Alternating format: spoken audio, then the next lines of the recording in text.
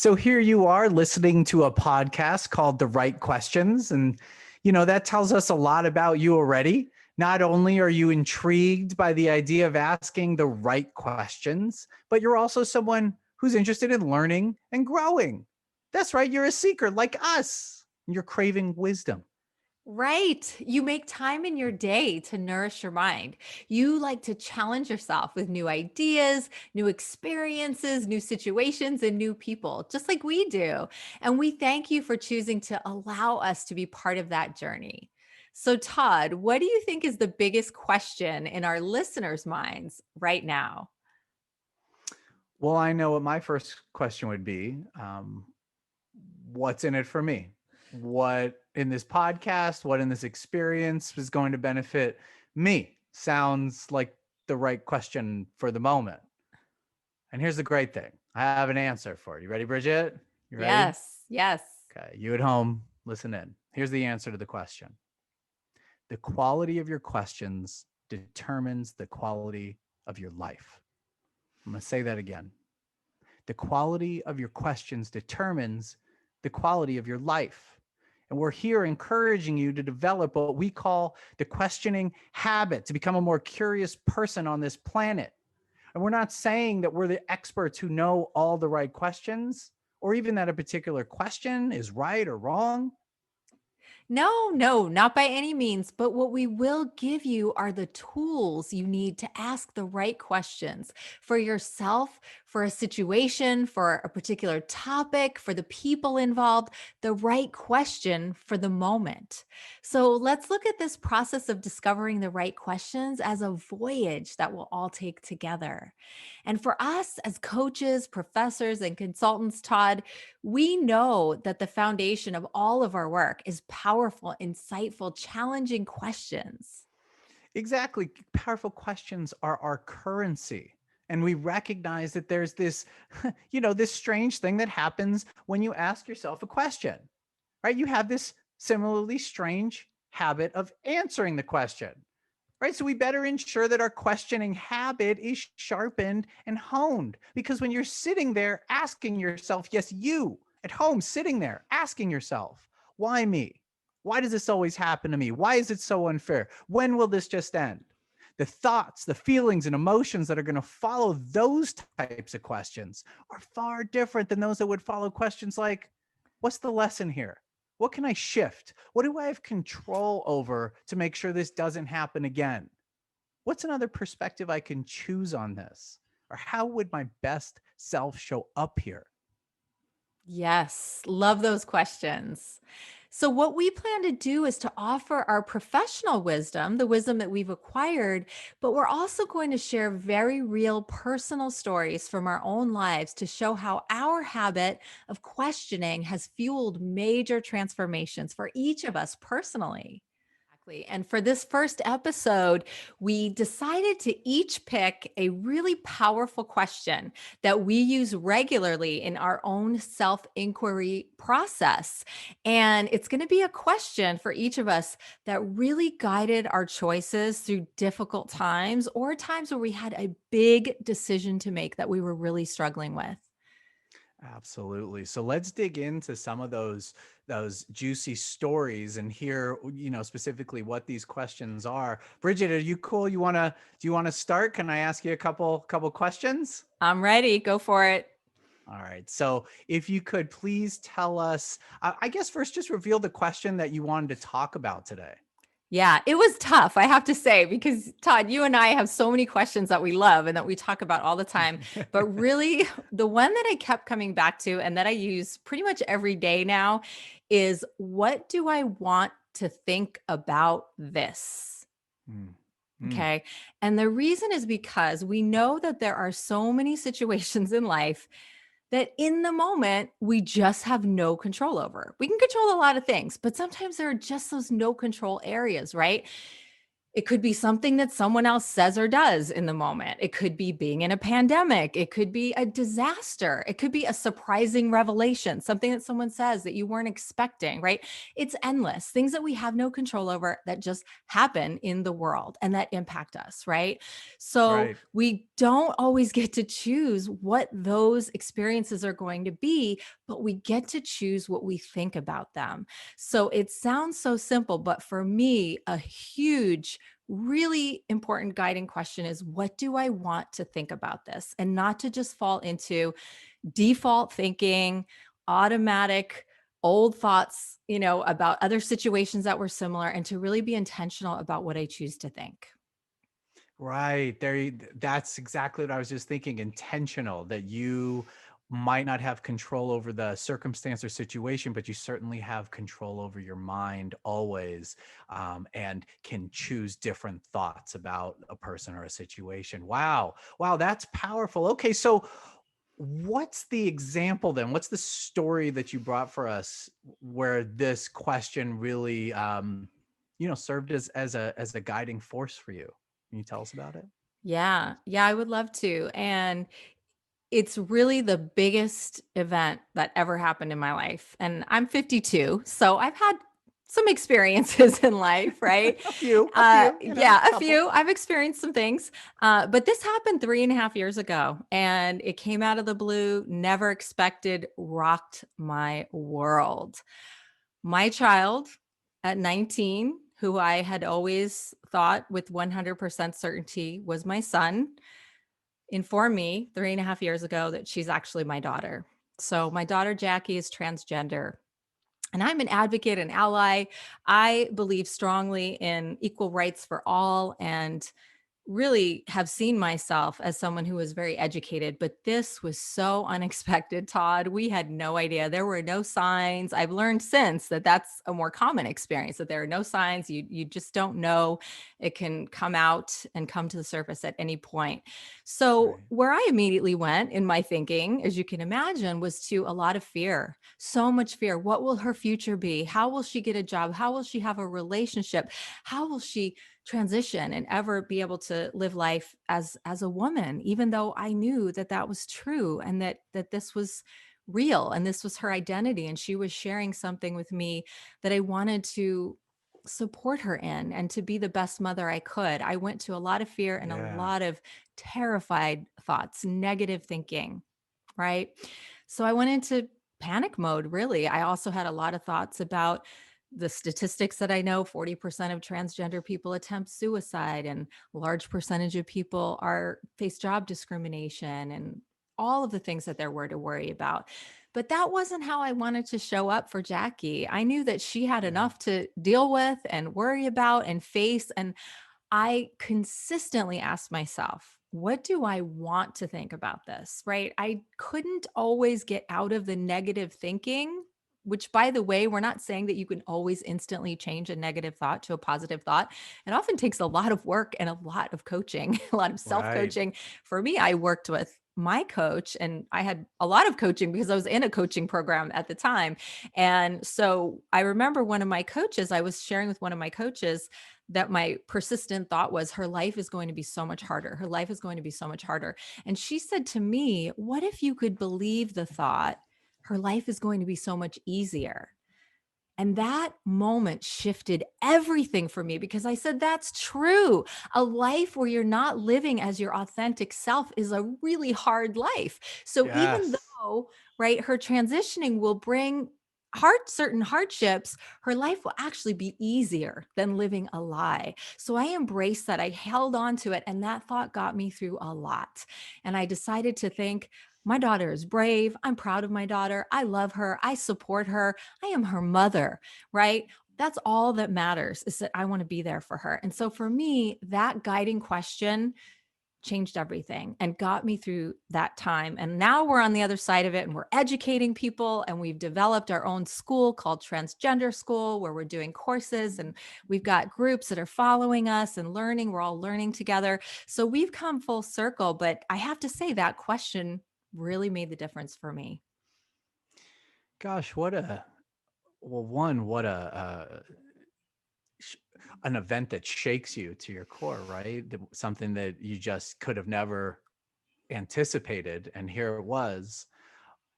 And it's such a beautiful story because it's filled with you used the word authentic a few times. It's filled with your own authenticity about your fears.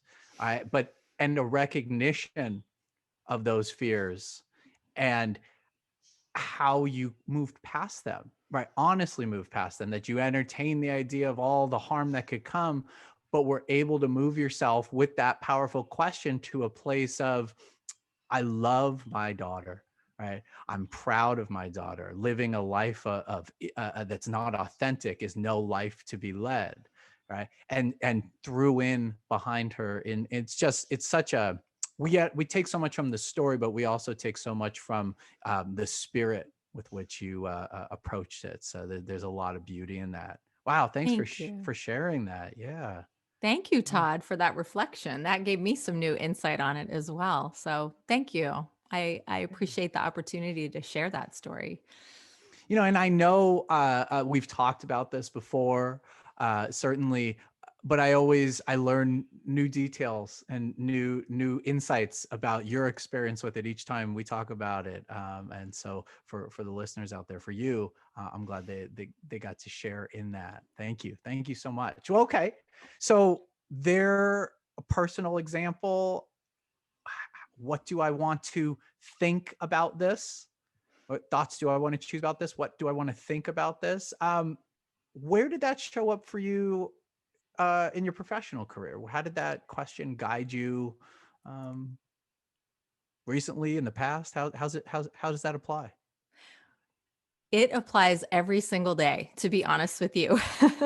As you know, Todd, as an entrepreneur, I have my own business, and thankfully you work for the business and are our superstar consultant and coach. And every day I face what feel like failures and rejection and losses and going after projects and marketing strategies and attempts that don't work, and many that do work, right? But I have to constantly ask myself, what do I want to think about this? And to choose thoughts about, this is a good lesson and what can I take from this? And oh, I learned that this isn't the best marketing approach, and let's try something a little different next time, right? So for me, the one that comes to mind that I think Absolutely. hopefully a lot of people can relate to would be the pandemic, right? So many of us struggled in the beginning and have been struggling to keep our businesses going, if we have businesses, to keep our jobs, to be able to earn a living in an environment where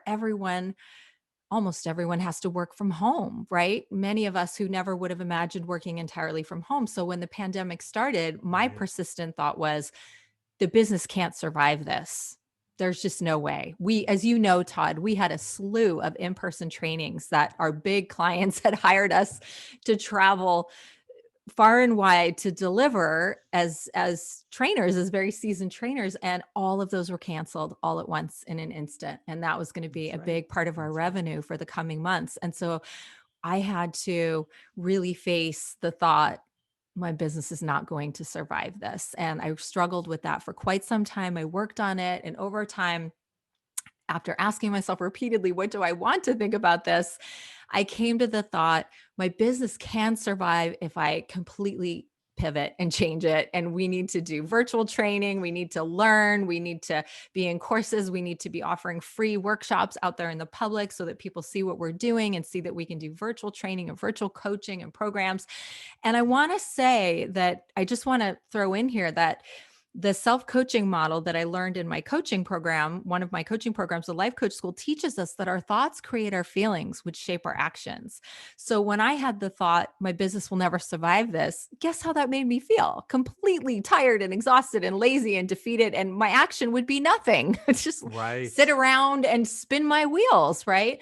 But when I was able to, over time, again, with coaching and self inquiry, ask myself, what do I really want to think about this? And get to the thought, okay, we can survive if we pivot and we try to figure out how to turn into a virtual business. I felt motivated and energized, and I moved into action, and I took action, and we did free workshops, and we reached out to our clients in new ways, and we offered virtual programs, and our business is doing better than ever. It's thriving. So that question really helped me get through that time. Wow. Yeah. Well, I certainly remember that time. I've been an intimate Yes. part of that time. And I remember Yes, you us have. having, those conversations about how to pivot and the new ways we had to envision ourselves as coaches, as consultants, as trainers, and how we were going to still add the value that we knew we wanted to share, but to do it in a whole new way. Um, yeah. Exactly, exactly. So I really hope that my question, even as simple as it is helpful for you, the listener, to really catch your thoughts. Think about, what are they creating for you? How are they making you feel? And what kind of action are they driving? And to ask yourself, what do I really want to think about this situation? And what thoughts will serve me to take the action that I really want to take in this situation? So, Well, yeah. Bridget, it strikes me that, or the thought strikes me that thoughts are prophetic, right? That Mm, and we talk about self-fulfilling prophecies. You can have a prophecy go any which way, right? It's the thought yes. guides the rest of it. So, uh, best be certain that our thoughts are directing us where we want where we want to go, and be well aware if they're Exactly. not. Exactly. Exactly. That honestly has been the most powerful revelation for me in the last few years of my life, and it has helped me get through a lot. So Todd, let's turn to you. You have got a lot of really powerful stories. I can't wait for you to share your your lessons with the audience, and you came up with your own question, which I love. So how about if you tell us your question, and then we move into some examples from your life? Absolutely. Yeah. So, the question that I brought for all of us today to consider, and it's been a guiding force in my own life, helping keep me both focused and very intentional. You used that word earlier, Bridget, intentional during tumultuous times in my life. Two of the most tumultuous times, actually. The first involving a career shift. So, the question that I have is, what choices can I make now that I'll be proud of in 10 years? Be proud of in 10 years. Right? Mm. What choices can I make now that I'll be proud of in 10 years? I love that question, Todd. It's so powerful. It really hits me deeply. It really, that question, I can say that if I had asked myself that question at various points in my life, I would have made different choices. So tell us more. Yeah. Well, I guess I want to start by just sharing the professional example. I'll flip it, the professional in, what was it? I want to say around 2008, the music business was going through a very difficult transition, coming out of downloading, and business model was a little bit shifting, and we were trying to Mhm. understand what was going to happen with music. At the same time, I was facing somewhat of like an existential crisis, right, in conjunction with that, in that I was searching for meaning that I wasn't fully getting from my role as an A&R guy in music publishing, and before that, having an independent record label and being an A&R guy. Um, all of that was wonderful. It came with amazing perks and colleagues, and it was lots of fun. There was, lots of excitement and money, and just all the things that you could think of that go along with the music business and a career in the music business. Yet I was left a little unfulfilled. I should say a lot unfulfilled. And Yeah. that's no knock on the music business. I have close friends and that are still thriving and should be thriving because they're so talented and amazing, and what I call lifers, right? They were lifers. There was nothing else that they could have been doing or could be doing than the job they're doing today, and they're marvelous at it, and I love them for it. And at the same time, I realized while I was with all of them that it just wasn't for me, that there was something else that I needed to find. And so, listening to that little voice that was talking to me saying there's something else out there, I did make the very difficult decision to leave the music business to leave a career I'd been building for a decade and had a lot of fun and success in, but to go back to school and make a career shift to I didn't know what. So the future was unwritten. It was unknown. I was thinking I might be a college counselor. And I had a mentor kind of recommend being a teacher. So I courageously dabbled into that.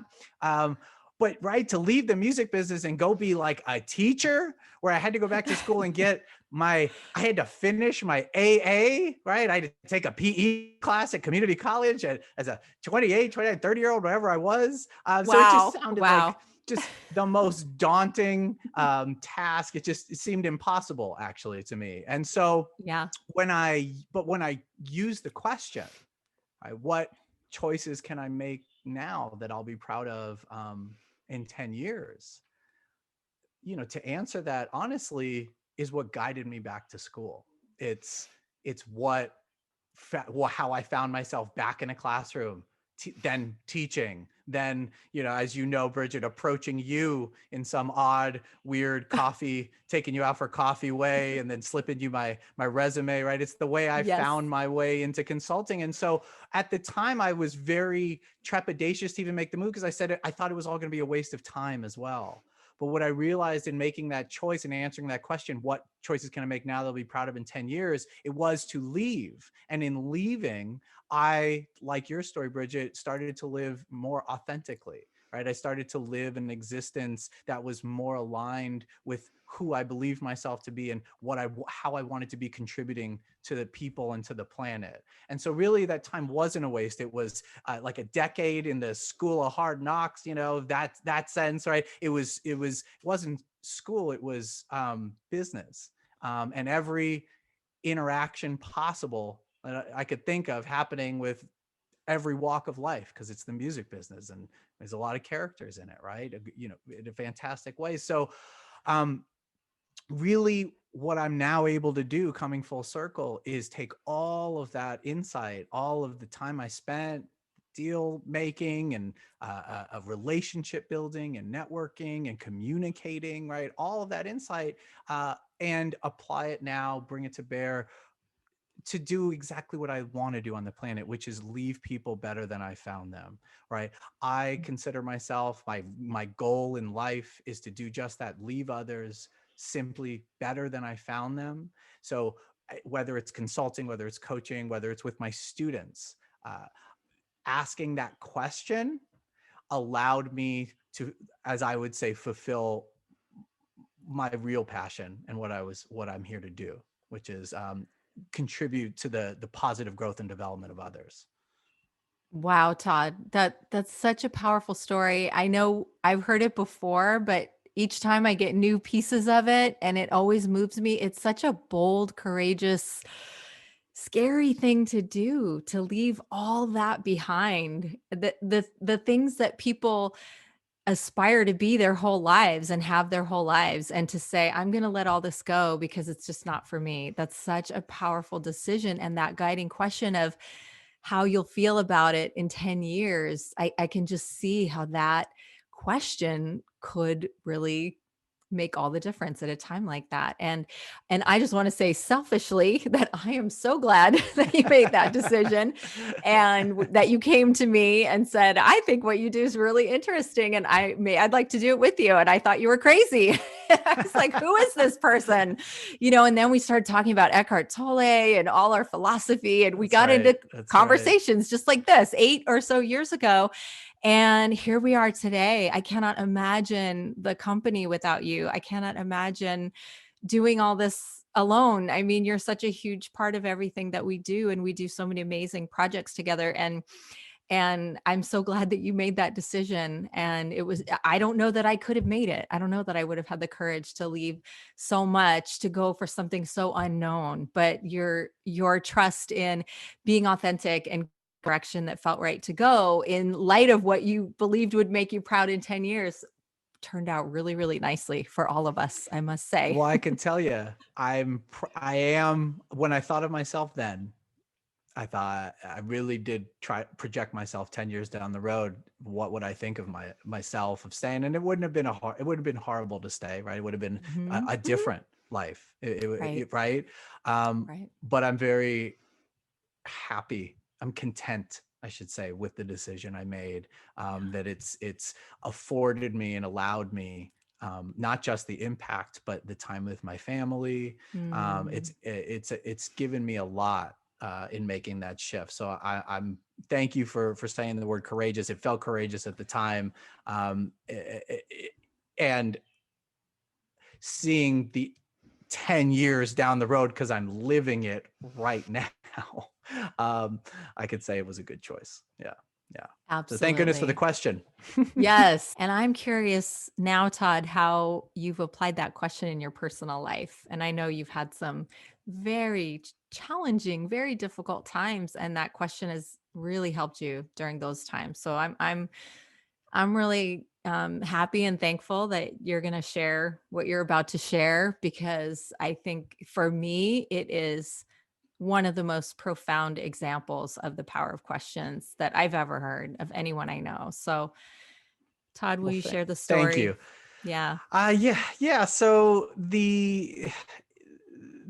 okay, so I'll just jump right into it. In 2016, and I'll try to keep it concise. There's a lot of different parts of the story, and I'm sure other parts will come out at other times, but I'll try to keep it real brief and concise. In 2016, things were definitely getting difficult in my marriage at that time of 10 years. And even though I'd been with this woman my entire adult life, I met her while I was still in college, just before my 21st birthday. But in 2017, it became very clear that we would be better off as neighbors. And so we chose to dissolve our marriage. I had to come to terms with the fact that my marriage was ending, that this was going on literally in conjunction as we were going away and celebrating my parents' 50th wedding anniversary. That was my example. That's why I share that, because divorce was never fathomable in my mind. It was just something so foreign and distant. It wasn't an option. So to be living it felt very surreal. My concern in all of this, though, was not really about myself. I was pretty okay knowing I was hurt, but I knew I'd be okay. I knew I'd be fine. But my concern really rested, solely with my kids, who at the time were 2 and 5. I knew and was intimately the research about kids who come from divorced families, right? Broken homes, behavior issues, drug abuse, problems at school. And I really thought my kids would never forgive me. I thought they would absolutely hate me forever.